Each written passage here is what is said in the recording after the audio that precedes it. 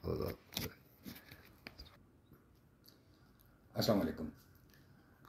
आज हमारे जो मौजू है दज्जाल और उसके फितने, तो उसकी आज चौथी वीडियो है। इस वक्त मैं अपने दोस्त काशिफ साहब के पास हूँ और मेरी ये जो तहकीक है इसमें कुछ दोस्तों का जो मुझे मदद रही है, उसमें एक काशिफ साहब हैं, मलक कामरान जिलानी और डॉक्टर अतर। तो काशिफ साहब के कुछ सवालात हैं जो काशिफ साहब ने कहा था कि इसको मुझे बताने। तो काशिफ साहब ने कहा है कि आदम अलैहिस्सलाम की जन्नत कौन सी थी। आदम की जन्नत अगर हम देखें तो अल्लाह ताला की जो बहशत है या जो जन्नत है, जिसका हमें कहा गया है कि मरने के बाद उस जन्नत में हमें दाखिल किया जाएगा, तो उसमें तो ज़वाल कोई नहीं, मौत कोई नहीं, उसमें किसी चीज़ की कमी कोई नहीं, फलों का गलना सड़ना कोई नहीं, ख़िज़ा कोई नहीं। तो अगर कुरान पाक को देखें, कुरान पाक को सुने, तो उसमें शैतान जब आदम अलैहिस्सलाम को वरगलाता है तो आदम अलैहिस्सलाम से कहता है कि आपको हम दायमी हमेशा की ज़िंदगी और दायमी बादशाहत, ये लालच उनको देता है कि ये फल आप खा लें तो आपको हमेशा की ज़िंदगी और दायमी बादशाहत हासिल होगी। इसका मतलब ये है कि आदम अलैहिस्सलाम का वो बाग जो था, जन्नत का मतलब बाग होता है, तो वो बाग जो था तो उसमें आदम अलैहिस्सलाम जो मुशाहिदा करते थे तो उसमें फलों का गलना सड़ना, ख़िज़ा और चरिंद परिंद की मौत, तो ये उनके मुशाहिदे में आती थी। तो जब वो इब्लीस ने उनको कहा कि ये फल खा लें, तो वो इस धोखे में आ गए कि वाकई मैं जब अगर ये फल खा लूँगा तो ये जन्नत हमेशा कायम रहेगी और इसके ये फल और इसकी ये जो बहारें हैं ये हमेशा कायम रहेगी।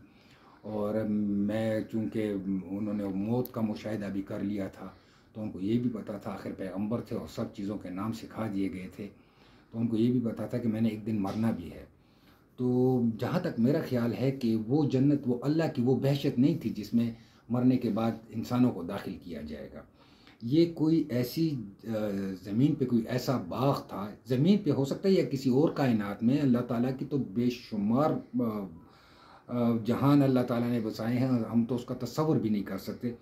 तो मेरा जहाँ तक ख्याल है कि ये किसी और जगह की या कोई जन्नत थी।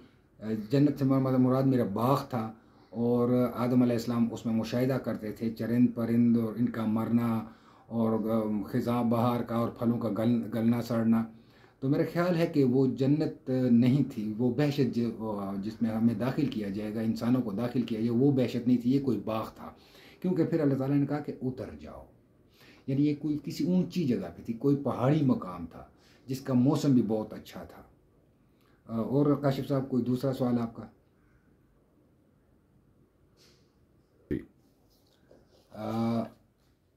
दज्जाल गुस्से से क्यों निकलेगा?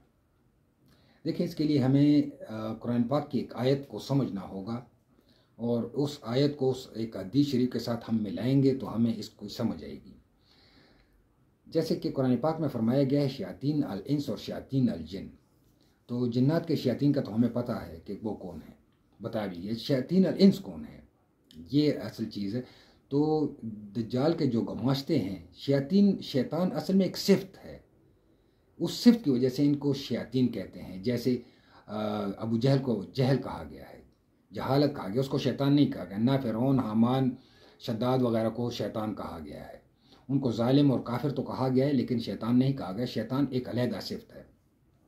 तो जो शयातीन अल इंस हैं, जो दज्जाल के गुमाश्ते हैं, जो इस वक्त दुनिया को कंट्रोल कर रहे हैं, सारी दुनिया को, तो ये ख़त्म हो जाएंगे। ये कैसे ख़त्म होंगे? मैं पहले कुरान पाक की एक आयत बयान करता हूँ।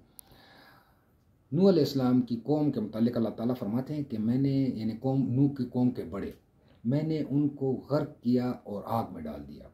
अब हम सबको पता है कि जहन्नम में तो अल्लाह ताला क़यामत को डालेंगे, तो फिर वो कौन सी आग थी? और वो तूफ़ान भी आ रहा था, तो तूफ़ान में गर्क नहीं थे हुए। ये तो नहीं था हो सकता कि पानी में गर्क हुए और फिर आग में डाल दिए गए।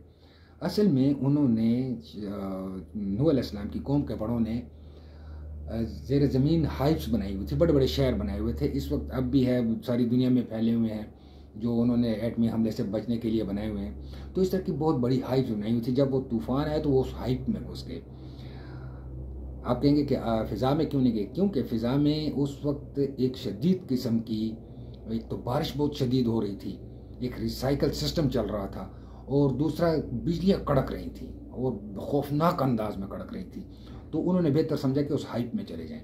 जब वो उस हाइप में गए तो जिस वक्त तूफ़ान आया और ज़मीन की प्लेटें ऐसे उछली और उससे सुनामी आया, और वो सुनामी कितना था कि अल्लाह ताला फरमाते हैं कि नूह की कश्ती पहाड़ जैसी लहरों पे चलती थी, यानी इतना बड़ा सुनामी उससे आया। तो जब वो प्लेटें उछली तो प्लेटें टूट गई और ज़मीन ज़ेर ज़मीन जो हाइप उन्होंने बनाई हुई थी वो टूट के नीचे ज़मीन के अंदर जो लावा है उसमें चली गई। तो फरमाया कि हमने उनको आग में डाल दिया। अब ज़रा हदीस शरीफ की तरफ आ जाएं। हज़ूर नबी करीम सल्लल्लाहु अलैहि वसल्लम ने फरमाया कि ज़मीन 3 जगह धंसेगी, जज़ीरतुल अरब, मशरिक़ और मगरिब। जज़ीरतुल अरब में हमें बता दिया गया कि मकाम बैदा में धंसेगी। जब इमाम मेहदी तशरीफ़ लाएंगे तो शाम की तरफ से जो लश्कर आएगा वो मकाम बैदा में धंस जाएगा। एक तो ये तो हमें बता दिया। अब मशरिक़ और मगरिब में हमें नहीं बताया गया। तो जिस तरह एक हुकूमत होती है, एक एक बहरानी कैफियत में जब जंगें होती हैं इस किस्म की, तो उसमें एक शेडो हुकूमत भी कायम की जाती है कि अगर खुदा न ख्वास्ता ये असल हुकूमत मारी जाए या ख़त्म हो जाए तो वो शेडो हुकूमत फ़ौरन हालात को संभाल ले। तो इसी तरह ये जो शयातीन अल इंस से जो सारी दुनिया को कंट्रोल कर रहे हैं, सारी दुनिया की हर चीज़ को ये कंट्रोल कर, हर चीज़ में इनका दखल है। तो इनकी 2 गवर्नमेंट्स हैं, एक मशरिक़ में है और एक मगरिब में है, और इन्होंने हाइप्स बनाई हुई हैं। जब मलहमा शुरू होगा और इनको ख़तरा होगा कि किसी वक्त भी एटमी जंग हो सकती है, तो ये उन हाइप्स में चले जाएंगे। तो जब वो ज़मीनें धंसेंगी तो ये जो शयातीन अल इंस से ख़त्म हो जाएंगे। दज्जाल का जब इनसे राब्ता कट जाएगा, जब ये बाकी जितने भी तंजीमें चल रही हैं इनको यही शयातीन अल इंस चला रहे हैं। तो जब दज्जाल का इन पे कंट्रोल ख़त्म हो जाएगा और वो देखेगा कि मेरा तो सिस्टम कोलैप्स हो रहा है, तो उसको एकदम गुस्सा आएगा और उस गुस्से की वजह से वो निकलेगा। और ये एक सवाल आपका और है कि सिर्फ एक ही बरमुदा ट्रायंगल है? नहीं, ये एक ही लाइन में, यानी tropic of Capricorn, tropic of cancer के पास एक ही लाइन पे 4 ट्रायंगल्स हैं। एक है बरमुदा ट्रायंगल जिसका हमें पता है, सारी दुनिया उसको जानती है, हर बांदा उसके बारे में जानते हैं। उसके दूसरे सिरे पे ड्रैगन ट्रायंगल है जो जापान के पास है। उसका भी ज़्यादातर लोगों को पता होगा कि कुबलाई खान के 400 जहाज़ जो थे उस ट्रायंगल में डूब गए थे। इसके बीच में अब 2 ट्रायंगल्स और हैं। एक ट्रायंगल है कासाब्लांका ट्रायंगल। कासाब्लांका ट्रायंगल में भी हमें पता है कि उसमें आई ऑफ सहारा है, सहारा की आंख, एक बहुत बड़ा कोलाइडर जो कम से कम भी 25-30 किलोमीटर उसकी लंबाई है। तो ये कोलाइडर पे फिर बात करेंगे।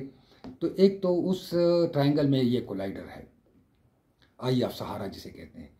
दूसरा एक ट्रायंगल हमारे जो बहर अरब है, जो हमारे पाकिस्तान के जो समंदर हैं, बलूचिस्तान में जहाँ फीनिक्स का मुजस्मा है अबुल हॉल का, वहाँ एक ट्रायंगल है। अब एक हदीस शरीफ है कि दज्जाल मशरिक़ में है, ना वो शाम के समंदर में है, ना वो यमन के समंदर है, वो मशरिक़ में है। हजूर सल्लल्लाहु अलैहि वसल्लम ने बार बार फरमाया कि वो मशरिक़ में है। तो अब ज़रा मदीने के मशरिक़ में देखें तो वहाँ पे हमें 3 समंदर मिलते हैं। पहला खलीज फ़ारस, दूसरा खलीज ओमान और तीसरा बहर अरब। तो इस बहर अरब में दज्जाल मौजूद है या था। हज़रत तमीम दारी की हदीस को देखें तो हज़रत तमीम दारी जब जसासा से मिलते हैं तो जसासा कहती है कि अंदर तुम्हारा एक आदमी इंतज़ार कर रहा है। तो क्या ये ट्रायंगल उसने खुद एक्टिवेट किया था, वो तूफ़ान वो खुद लाया था? क्योंकि वो हज़रत तमीम दारी की कश्ती तो जहाज़ जो था वो तो तूफ़ान में बह के वहाँ पहुँचा था। तो क्या हज़रत तमीम दारी के जहाज़ को खींचने के लिए दज्जाल ने वो तूफ़ान खुद क्रिएट किया था? ये बहुत अहम सवाल है। और यहाँ पे ये ट्रायंगल है क्योंकि जो काबिलियन जो सिस्टम करना चाहते थे, जब इदरीस अलैहिस्सलाम ने ज़मीन की महवरी गर्दिश को तब्दील करके लॉक कर दिया, यानी और एंटार्क्टिका उनका ख़त्म हो गया, तो चूँकि काबिलियन और इदरीस अलैहिस्सलाम की जंग तो सैकड़ों साल चली थी, तो वो इस सिस्टम को, यानी इस जो ज़मीन की महवरी गर्दिश को वापस अपनी जगह पे लाना चाहते थे। तो वो सारी ज़मीन के गिर्द एक मैग्नेटिक फील्ड बनाना चाहते थे। उसके लिए जगह जगह उन्होंने बनाई हुई थी साइट्स, जहाँ वो अपने साइंसी आलात लगाते और ज़मीन की महवरी गर्दिश को तब्दील करते। और इस वक्त भी हार्प या और जितनी टेक्नोलॉजीज़ हैं जो ज़मीन की महवरी गर्दिश को तब्दील करना चाहती हैं, तो वो उसी नक्शे पे काम कर रही हैं। अब बदकिस्मती से मेरे पास एक नक्शा मौजूद था जिसमें ये सारे ट्रायंगल मौजूद थे। 4 ट्रायंगल नॉर्थर्न हेमस्फीयर में और 4 ही ट्रायंगल सदर्न हेमस्फीयर में है।